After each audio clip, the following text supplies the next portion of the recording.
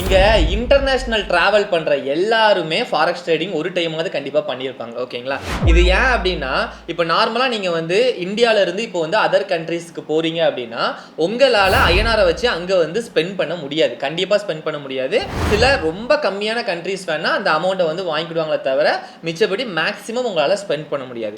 இப்போ நீங்க எந்த கண்ட்ரிக்கு போறீங்க? சிங்கப்பூர் போகலாம், துபாய் போகலாம், இல்ல யுஎஸ் போகலாம், இல்லைன்னா யூகே போகலாம். இந்த மாதிரி எந்த கண்ட்ரிக்கு வேணாலும் போகலாம். நீங்க எந்த கண்ட்ரிக்கு போறீங்களோ அந்த நாட்டோட கரன்சி உங்ககிட்ட இருந்தாதான் அங்க போய் நீங்க செலவு பண்ண முடியும். நீங்க அங்க போய் ஏதாவது ப்ராடக்ட் பர்ச்சேஸ் பண்ணலாம். அப்படி இல்லையா நீங்க அங்க போய் ஏதாவது என்டர்டைன்மெண்ட் என்னனாலும் பண்ணலாம்.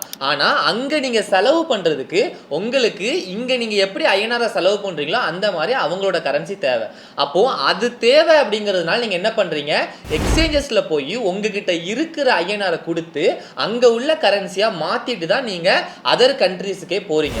இப்போ இங்க நீங்க என்ன பண்ணிருக்கீங்கன்னா பிசிக்கலா ஃபாரெக்ஸ் ட்ரேடிங் பண்ணிருக்கீங்க. ஸோ இந்த டிரான்சாக்ஷன் கூட ஃபாரெக்ஸ் ட்ரேடிங்ல ரிஃப்ளெக்ட் ஆகும். ஓகேங்களா? ஸோ இதுவும் ஒரு டைப் ஆஃப் ஃபாரெக்ஸ் ட்ரேடிங் தான்.